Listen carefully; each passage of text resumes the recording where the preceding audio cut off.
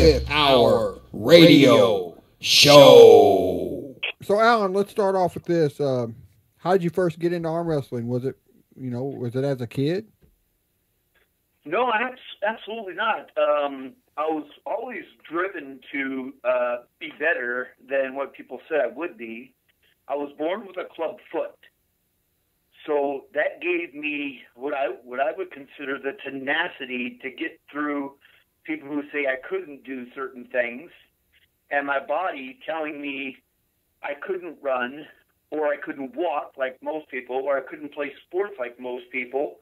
And I had the kind of attitude that, like, nothing's going to stop me. So in excruciating pain, I did what I could do. And mostly what I liked doing was I always liked climbing things. Like, while everybody be playing baseball or football or, some other sport, even in elementary school, I was always constantly climbing things. I mean, we're talking, if people were swinging on the swings, I was climbing the poles that held the swing. So it gave me tenacity for instance, here's a good example. I was in cast up until about the age of 13 because they didn't really know how to repair a club foot at that time, other than putting you in cast and trying to bend your foot back to where it's supposed to be. So I think this is one of the reasons why I have strong hands. I refuse to wear cast. So I used to rip them off of my legs at least maybe once a week. My mom would constantly have to take me down to Children's Hospital and have cast put back on me. Now, are these the you talking about the plaster casts? Yeah, those old plastic casts are about ½ inch thick, and I think it gave me really strong hands. What did your parents think about you ripping them off like that all the time? Yeah, they didn't like the fact that they kept having to take me back to Children's Hospital. It was mainly my mom. My dad was an alcoholic and pretty busy drinking and, doing what he could do to get through his life. And my mom was the one who actually went out and did everything for me, actually. Well, as far as your first sanctioned competition, did you just mop the floor with everybody, or did it take a while to come into your own? Well, August of 1979, I heard about a competition at Magic Mountain in California, and I wanted to see if I was any good. So I decided to show up there, and I didn't know this. I didn't even know there was such a thing, but it was a qualifying event for the national championships. And I went in there at 150 pounds, and I walked away with 5th place. Oh, wow. Now, was that an open competition? It was an open competition. In other words, what you're asking me, just so your listeners know, what open means is that anybody can enter. Novices, amateurs, professionals, it doesn't matter. So yes, it was an open competition because these people wanted to win the national championships. So was there weight classes back then, or no weight classes? Oh yeah, there were more weight classes back then than there are today. Okay. Yeah, back class started at about 150 pounds, if I'm not mistaken, like 0 to 150, and I weighed 152. I wanted to ask you, man, is arm wrestling a sport where you see a lot of injuries? Oh yeah, I've seen more injuries than you can shake a stick. I'll tell you one that would just make you cringe. Now, what really put arm wrestling on the map was Wide World of Sports, Petaluma, California. For instance, here's an example. If you go anywhere in the world among arm wrestlers, they're going to have you ever been to Petaluma? No, actually I have not. Right, that's the question you're being asked. To this day, if you've been to Petaluma, you were something, because Wide World of Sports covered that for many, many years and made that a big, big title. I was actually in the Petaluma Auditorium one time. I was competing, and I was in the back of the auditorium. It's a pretty good-sized auditorium, and I remember this guy. I don't even know who he was. I just heard this loud, just crack. And I'm 3/4 of the way back to this auditorium. This guy actually broke his forearm muscle. Oh, man. His forearm bone, which is really rare to see in arm wrestling. But, man, oh, man, that was just scary stuff. Now, how much is strength and how much is technique? Does natural ability play any part? That's a great question, and I'll tell you why. Because the people we find the strongest in the world is people that had ancestry back to where there's a place called Mesopotamia. They believe that's where man began. The people, the ancestors and stuff, were swinging very heavy things like swords and what have you, right? Yeah. Whatever they could pick up to kill somebody. Exactly. So, that's what we find is that most European people, people that are close to that area, like Turkey and other places, these people have tremendously strong tendon connection, what we call your tendons, your ligaments, your fascia, all that stuff that's connective tissue. These people are just amazing. In 2001, I was invited with 7 other people around the world. We were multiple world champions, the best in history. We all met in Gdynia, Poland, to see who was the best. Well, my roommate, which weighed just about the same weight as me, in this competition, this kid, I think he's from Belarus. I'm not really for certain, but he took me on ready go like I wasn't even on the table. And took me down to the losing pad. It was unbelievable. Mm-hmm. And my forearm's like 16.25 inches. This guy was tubular. The power behind this kid was astounding. What was it? It was that tendon connection, that that connective tissue. I watch you guys' matches, and I see you guys psyching yourself up before you do your thing. I mean, what's your preferred method for, psyching yourself up for a match? Let's see. It is right now, we're talking about September, right? My next competition is probably around October. Mm-hmm. I'm constantly psyching myself out. As I'm speaking to you, I'm actually training with a carpenter's pencil and a thing that goes over a carpenter's pencil. So I'm constantly in that state of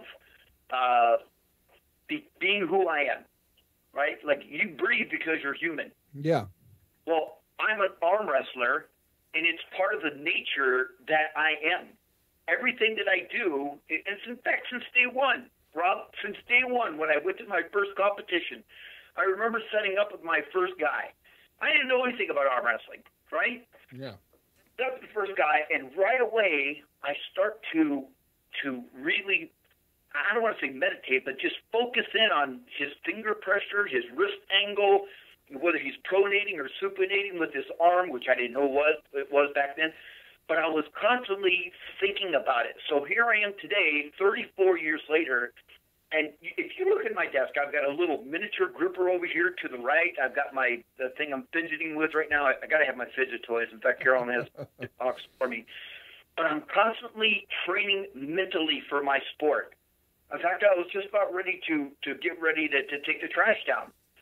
Well, when you grab trash cans, right, you usually grab them by the handles, and you tote them up on the thing you're going to take them down on, right? Yeah. Not me. No way.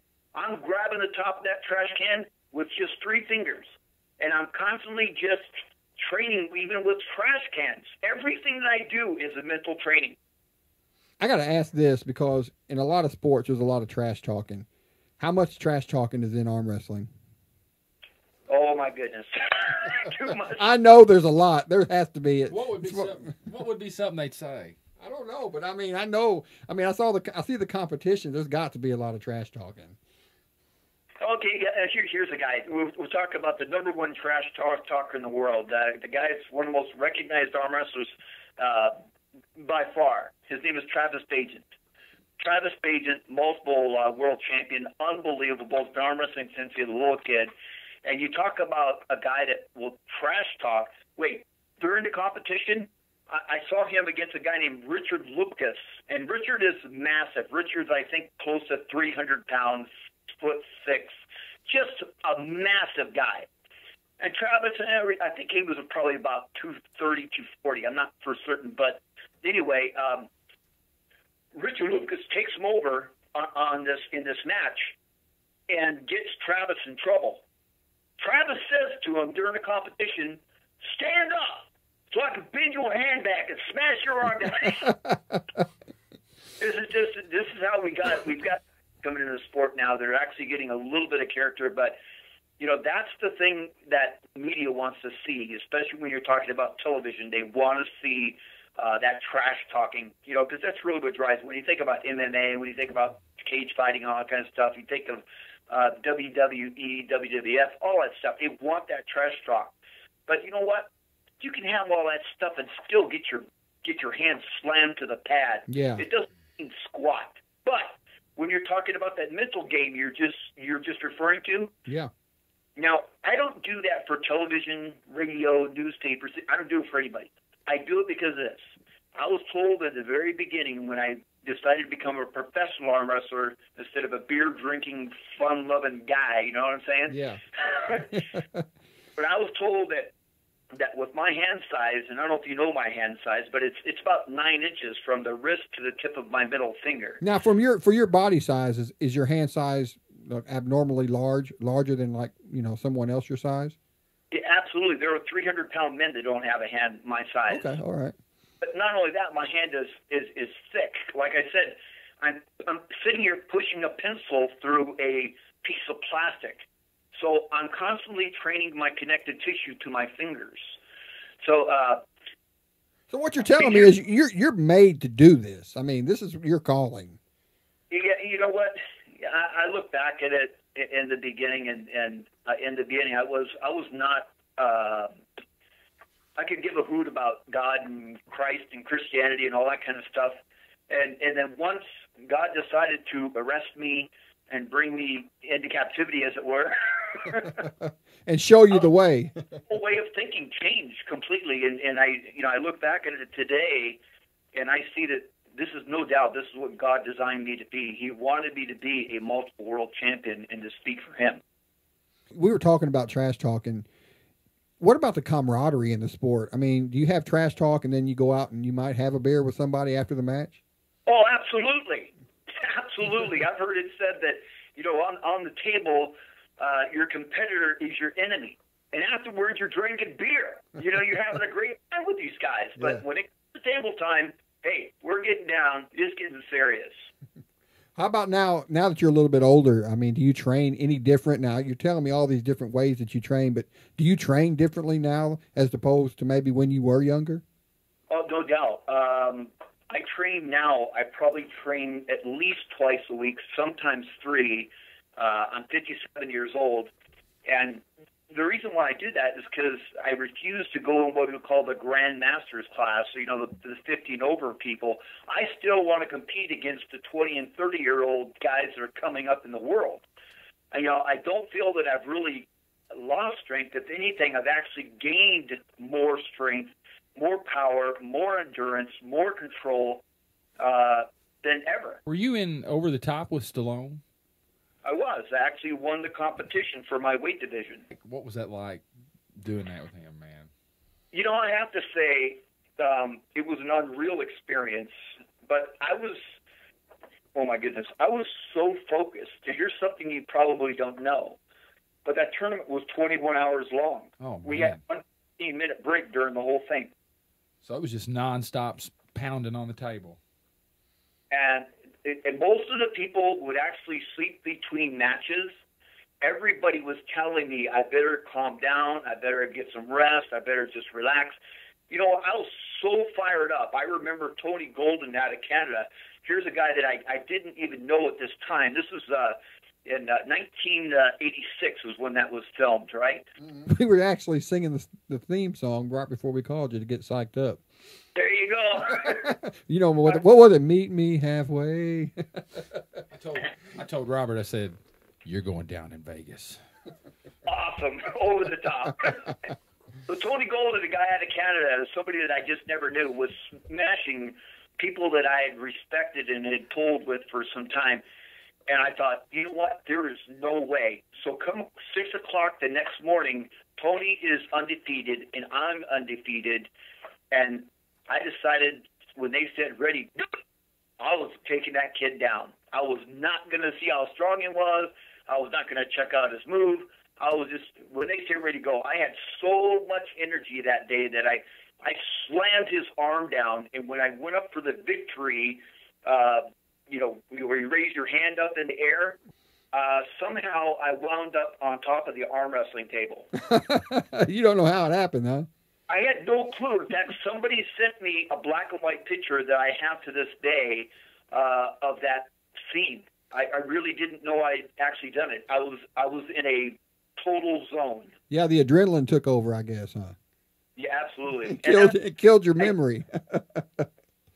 That gives you, by the way, Rob, that gives you about 25% more ability to come out a winner. Yeah. And that's why I am in a zone, as it were, to the point where I can't even see. I remember I went to the Arnold Schwarzenegger Classics, and I don't know if you know this or not, but Arnold loves arm wrestling. So that 3-day event that takes place in Columbus, Ohio every year, the first event to open up that the Classics is arm wrestling. So you're arm wrestling in front of over 10,000 people. Wow, now that's got to get you pumped. Oh, dude, it gets you so pumped, and it's real quick too. It's not like like a tournament we just had in Vegas lasted roughly about 7 hours. So this tournament in the Classics, the Arnold Classics, it lasts no more than 2 hours. In 2 days, you have 2 days to pull through everybody. Now, how many people show up for this competition? You have a limited number because only the people who take first place in these qualifying events, or first and second place, can actually go. So I believe there's roughly about 8 people that actually enter the competition. Now, you know the way arm wrestling was portrayed in the movie Over the Top. I mean, it was kind of over the top. There ain't guys out there drinking motor oil before matches, are there? No. In fact, Bruce Way, my good friend, he used to eat birds, light lit cigars, drink oil, and I hope that I was the one that influenced him to get away from all that good stuff. He was the Ozzy Osbourne of arm wrestling. He was eating the birds instead of bats. He's certainly very well recognized because of what he did in the movie. But, I mean, like you said, that brings people in to watch the matches. Oh, absolutely. You should have seen the characters that showed up in Wild World of Sports. I mean, we had Rambos, we had clowns, we had just about everything you could imagine to bring character to the television screen. I thought it was an absolute joke because it has nothing. That's just the way they did it back then. So when these different individuals come out, do they have theme songs? No, absolutely. There's no theme songs, really. They play music in the background, but nobody has their real theme. Yeah, I was thinking that too. Like how a pitcher comes out, to relieve a game or something. Yeah. Like when they announce you guys, it's nothing like that in the sport of arm wrestling. You just go right up to the table and do your thing. Exactly. Like I said, there's music. There's no individual music. The closest to anything like that is at the WAF World Championships. If you win, you get the theme song of your country played while you're standing on the podium. Well, that's pretty neat. How about this, man? Has the sport grown over the years? Is it bigger than, let's say, 20, 30 years ago? I have to say worldwide, absolutely. Arm wrestling is huge outside the United States. You've got governments, especially in the European countries, who actually find children, put them through school, teach them to be champions, and providing they are national and or world champions, their housing is paid for, everything is paid for. They're even given, from what I heard, as much as $25,000 for winning first place. Okay, that's a lot of money. So, but now, what country did I just mention? European. Yeah. Right? Yeah. So in the United States, if you want to be a professional arm wrestler, heck, I've got 26 world championship titles. Guess who paid for every one of them? You did. I'm gonna guess you did, right? Exactly. I have no president or government behind me supporting me as a well. At least you don't have to split a little bit of profit with an agent. Oh, that's true. That's true. Your wife is also an arm wrestler, right? She's a 5-time world champion. Yeah, that's what I was going to say. I was going to let you say that, but yeah, I mean, can she give you a run for your money? No. Oh, come on now. Give her some credit, man. And here's the other thing. When we first got together, Carolyn was the Canadian champion. I was the American champion. When we first got married and to see if we were going to train together, I have a natural lock, so when you take me down, my arm kind of locks down there almost. It did that to her, and she got hurt one time. And basically, she has never trained with me over the years. We've been married, going 28 years, I believe. Well, you better be right. You better be right, man. What about this? Do you train up-and-coming people looking to compete? Actually, I have people coming from all over the world to train with me personally. I'm the only guy to put on an arm wrestling hand-to-hand, personalized training with groups. We just got back from Sweden. It was our first European training camp. It was a huge success. We've done throughout the United States and Canada. And then I have guys like, for instance, I've had guys come over from Sweden. I've had guys from Japan, Germany, who come over here for one-on-one training to train with me. How many more years you have left? You had to ask that question, didn't you, Rob? I had to. Man, how many more years you got left in you, man? I have no idea. I feel like I'm 30 years old. I really do. I mean, God is so good to me. I don't have any issues. Keep myself in great shape. My diet is been really good for the past probably 17 years, where I just believe that the best source of nutrition is getting it from food and not vitamin supplements or powders or tablets, liquids, all that kind of stuff. Just eat right. And I think I've proved to people around the world that you can build a stronger and healthier body based on food. Oh, yeah. I mean, I think it's just a kind of a scam out there for all the supplements. I mean, that's just me. If you eat right, and exercise, I think you'll be okay. Absolutely. I mean, here's a good example. I mean, because I've endorsed some of the best nutritional companies known, at least here in the United States. And they don't really teach you or stick you through school to learn what's going on. All they want to do is sell product. They really don't care whether you're getting school, whether whether it's doing any bad effects on you. I mean, there's so much about nutrition that people don't tell you. Two things I'll tell you and your audience. Number one is, and people miss this, is synergy. I'm going to give you an example, like a tomato. I mean, you think a tomato's got some great health benefits, right? It's obviously known to help prevent certain types of cancer, cervical cancer, and other things, right? And why? Because it's got a red pigment, red color, as it were, called phytochemicals. It's a plant nutrient is what it is. Mm-hmm. Now, the vitamin companies found out about this, that, hey, we can make millions if we just take the lycopene and develop some synthetic form of it. Let's do that. So they did. And they actually found out that it didn't do the same thing, and because in a tomato there are 1,400 plant nutrients in a tomato alone. If you take number 2006 out and number 5, we'll say like 1,010, well, guess what? You lost the synergy of all the nutrients working in perfect harmony together. All natural is the best way to go. Exactly. Stay with whole food. Eat your fruits, your vegetables, your grains, and legumes. Well, I got to tell you, I do take one supplement. I take a daily vitamin, and I do take a fish oil supplement. I just heard on Fox News, what was it, a couple weeks ago, though, now they're saying the fish oil is bad for you. Okay, here's the thing. I want you to think about this, Rob. Synergy. God made fish.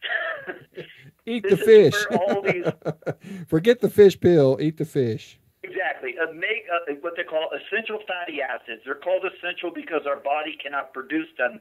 It means we have to get them externally through. The best source is fish, right? And it has what they call omega 3, 6, and 9, just some of them that work in harmony together. The one I promote, the one I actually, and I'll say this on the show, and I don't make any money for saying it, but I'm going to say it anyway because in fact, I just got a guy from Sweden that's swearing that this stuff is actually helping him to heal quicker. And what it's called is the number one researcher in the world. His name is Udo Erasmus. You can write this down. You're going to have to tell me how to spell it if I'm going to write it down. Udo, U-D-O. Erasmus is just like the textual guy back in the 1500s. I'm writing it down. I got you. Udo. He has a product. It's called Oil Blend. And by the way, when you go to his site, you're going to learn a lot about EFAs, stuff that you wouldn't even dream of hearing on the media. But anyway, he has a product that has 3, 6, and 9 in it. It's called Oil Blend. And of all the products we've actually tested on athletes, that has actually proved itself over the years. So you can get rid of fish oil and start looking at Udo Erasmus's Oil Blend. And here's the other thing. This is something people don't tell you. When you buy omega-3, 6, or 9, whatever, if you want to take them individually, I never would recommend that. But make sure they're refrigerated. Make sure that they're actually consumed within 1 month if it's a small bottle. If not, throw it in the garbage. Because that kind of oil becomes rancid in the body. You're going to have some health issues. And it's also, you should always never buy if it's not in a dark bottle. And obviously black bottle. Yeah, my wife ain't too happy with me as far as the fish oil. Let's just put it that way.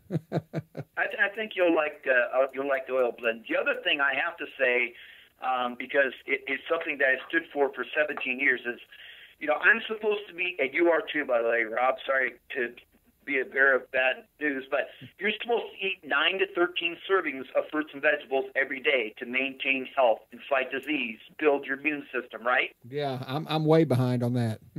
I am too, and I know the research behind it. I actually love looking at the research behind it. So almost 17 years ago, somebody introduced me to something that I didn't think was possible, and that is they were able to take the nutrition out of the dense fruits and vegetables, extract them from fruit, and put them in a capsule. It's the only thing that I actually use. You can find out about it on Nutrisports.org. It's NutriSports.org. That is the only other form of nutrition I actually have been using for the past 16 years. What about your other websites you got going on? Before we get off here, website, social media, stuff like that, where people can check you out and see what you got going on. Well, my social media site's absolutely packed. Nobody can get on it. There's a lot of guests that we have on there. I promote their websites, but, somebody will go there and try to hit like, and it's like, hey, we're already full, Yeah, I constantly have at least 5,000 people in my Facebook. I mean, every single day. So we actually have a fan page, and that fan page is probably the best way because that's unlimited, where they can find out more about me, especially Undertow Films. Have you heard about this yet? What's that? What'd you say, Undertow? Undertow Films, the 2 Emmy Award-winning producers of the Deadliest Catch. Okay, yeah. And Matthew Ritter. They've been following me for about a year and a half. We're almost in the final stages of actually having a reality show for arm wrestling. Man, that's cool. I did not know that, but I'm going to be rooting for you on that one. There you go. And that Facebook page, which was just made a couple of days ago, is Undertow Films Casting. Okay, I'm writing that down. Yeah, I'll send you this so you have it yourself. But Alan Fisher, World Arm Wrestling Champion is our fan page. All right. And you said your social media, you're going to have to be on a waiting list to get on that, right? That's unlimited. I had to do it because they said I couldn't add any more, and I actually have like 4 Facebook pages. Well, I was going to ask you, is there anybody out there copying, what is it called? Catfishing? Is that what they're calling it these days? Catfishing. Is there any fake Alan Fishers out there on Facebook? It's funny you say that. I have talked to a few of them and asked them to take my name off of their Facebook page.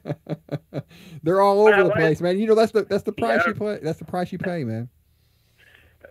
What's that? I said that's the price you pay for being who you are, man.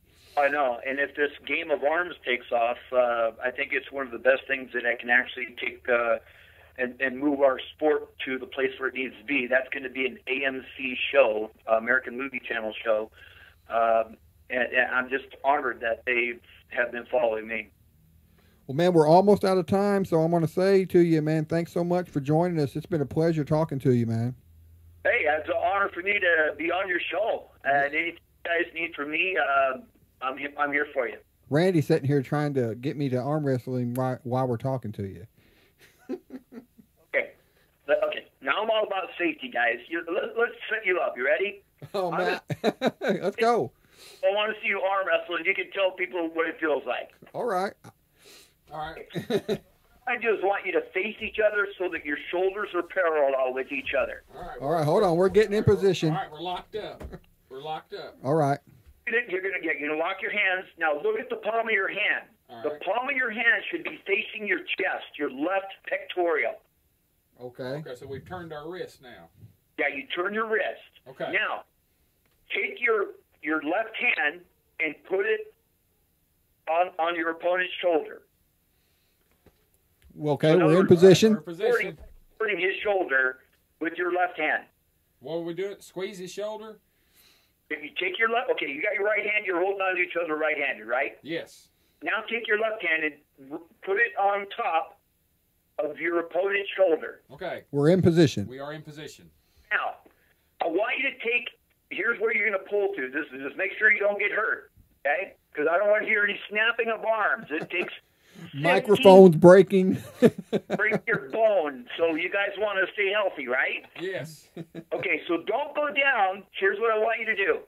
Take your palm of your hand and try to touch your pectoral. In other words, your chest. With your left chest. Head. Ready? Yeah. Go. Oh, we're locked up, We're man. locked up. Oh my God. He's cheating. I ain't cheating. Yeah, you are. You're pulling. Yeah, that's what I'm supposed to do. Okay, are you touching your chest yet? No, it's a stalemate. It's stalemate. That's awesome. Now you guys are actually arm wrestling, believe it or not. You don't know there's We're just staying in one spot. He's put his hand on my knee instead of my shoulder. Yeah. All right, that's it. We're gonna have to. Dude, you can actually feel the burn in that, though, can't you? It works your inward rotator, it works your forearm, your bicep, your pectoral, your shoulders, your back muscles. I mean, if you do that, like, here, give you an example. Do you guys do pull-ups, either one of you guys? No, I don't. I don't know if I could do one or not. I'm pretty certain that I don't think Yeah, I'm not sure you guys are ready for the sport of arm wrestling. Well, we might not be. we're sitting here wore out just from that little exhibition. You better stick with the radio show.